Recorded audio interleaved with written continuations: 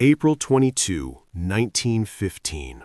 The tranquil fields around Ypres, Belgium, turned into a nightmare as chlorine gas drifted from German lines, the first large-scale use of this horrific weapon. French colonial troops broke and fled, leaving a gaping hole in the Allied line. Into that breach stepped the untested soldiers of the 1st Canadian Division, raw volunteers from across a young nation, many still wearing civilian boots beneath their khaki uniforms. For 4 agonizing days, the Canadians held firm against repeated German assaults, choking on gas, short on ammunition, and fighting with bayonets and improvised weapons. They plugged the gap at terrible cost, over 6,000 casualties in their first major battle, but prevented a breakthrough that could have changed the war. German commanders noted the stubborn defense. One report described the Canadians as fighting with unexpected tenacity. This was no ordinary debut. The Canadians, drawn from frontiersmen, farmers, and city dwellers, brought a rugged individualism and marksmanship honed in civilian life. Many were expert shots, picking off German officers with deadly accuracy. Whispers spread in German trenches. These colonials were not like the British regulars. They fought dirty, held grudges, and gave no quarter.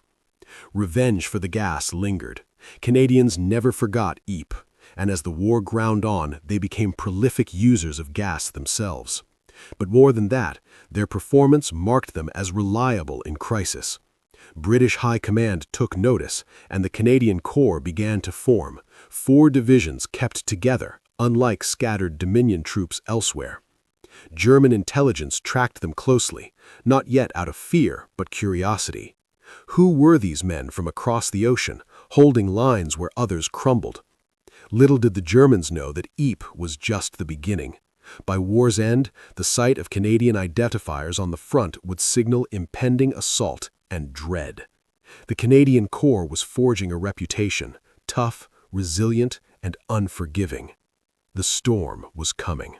Easter Monday, April 9th, 1917, sleet lashed the scarred slopes of Vimy Ridge as 100,000 Canadians from all 4 divisions advanced together for the first time. This forbidding height, fortified with tunnels and machine guns, had defied French and British assaults for years. Now, under Lieutenant General Sir Julian Byng and his Canadian successor Arthur Currie, it faced the full might of the Canadian Corps. Meticulous planning defined the attack. Weeks of rehearsals on mocked-up terrain, maps issued to every soldier, a perfected creeping barrage shielding the advance. As the barrage rolled forward, Canadians surged behind it, capturing objectives with stunning precision. By April 12th, the ridge was theirs, a rare, clear victory on the Western Front. German defenders were stunned. Bavarian troops, elite in their own right, crumbled under the coordinated assault. Captured officers expressed disbelief. How had colonial troops achieved what professional armies could not? Intelligence reports noted the Canadians' innovation and cohesion, fighting as a national corps, not scattered battalions. Vimy cemented their status as shock troops. British Prime Minister David Lloyd George later wrote, "Whenever the Germans found the Canadian Corps coming into the line, they prepared for the worst." Germans reinforced sectors opposite Canadians, wary of their aggressive raids and relentless pressure. But respect came laced with contempt. Canadians' ruthlessness, frequent refusal of quarter, aggressive trench raiding, earned dark whispers. They were called unpredictable savages, driven by revenge for Ypres gas. Under Currie from 1917, the Corps became elite. Innovative tactics, heavy machine gun support, engineering prowess. Germans tracked their movements obsessively. The presence of Canadians meant major attack. Vimy was Canada's triumph, but to Germans, a warning. These were no ordinary foes. October, November 1917, the hell of Passchendaele. a quagmire where men drowned in mud. British assaults stalled in slaughter. Currie protested but accepted the task for the Canadians. With grim determination, they advanced through waist-deep sludge, capturing the ruined village at horrific cost, over 15,000 casualties. Germans, entrenched on higher ground, inflicted terrible losses, but were ultimately pushed back. Canadian tenacity shone. Engineers built roads, artillery pounded relentlessly. Currie insisted on preparation, minimizing needless deaths. This battle amplified their fearsome image. Trench raids, 55 in months before Vimy, became legendary for brutality. Canadians took few prisoners, fueled by gas memories and frontline realities.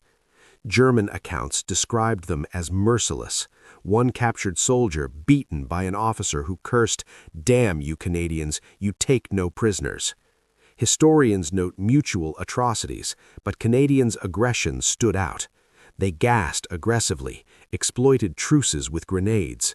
Germans viewed them with wary respect, elite, cohesive, dangerous. By late 1917, the nickname "storm troops" emerged in some accounts, for assault tactics mirroring emerging German Stoßtruppen. Intelligence prioritized Canadian positions, reinforcements rushed opposite them. Passchendaele was no glory, but proof of unbreakable will. Germans knew, when Canadians attacked, resistance was futile. August 8, 1918. Amiens, the black day of the German army per Ludendorff. Canadians with Australians led the assault, advancing 8 miles in hours, farthest since trench warfare began. Surprise, tanks, artillery overwhelmed defenses. In Canada's 100 days, the Corps spearheaded breakthroughs, Arras, Canal du Nord, Cambrai. Relentless pursuit shattered German morale. Currie's tactics, set-piece battles, combined arms, proved devastating. Germans reinforced desperately against Canadians, viewing them as elite shock troops. Lloyd George noted preparations for the worst when they appeared. Cohesion, innovation, aggression defined them. Ruthlessness persisted, few prisoners in heat of battle, but respect grew. Capable, professional, unbreakable. By November, Canadians advanced farthest, capturing Mons symbolically. Germans surrendered en masse to this feared foe. World War I's end left the Canadian Corps with unmatched record. Victories at Vimy, Passchendaele, Amiens, 100 days. From Ypres gas survivors to spearhead of Allied triumph, they earned elite status. Germans respected them for cohesion, national corps allowing unified tactics, innovation under Byng and Currie, tenacity in mud and fire, aggression earning stormtroopers moniker in accounts. Tracked closely, reinforced against, viewed as shock troops signaling major assault. Lloyd George, prepared for the worst. Myth and reality blend. Stormtroopers likely apocryphal as exclusive nickname, but reflects perceived assault prowess. Ruthlessness amplified fear, though common in war. Canadian success stemmed from volunteer spirit, learning lessons, empowered leaders. Costly, 240,000 casualties, but forged nation and fearsome reputation. Germans respected them as formidable, professional, unforgiving, one of Western Front's deadliest foes. The Canadian Corps, respected, feared, victorious.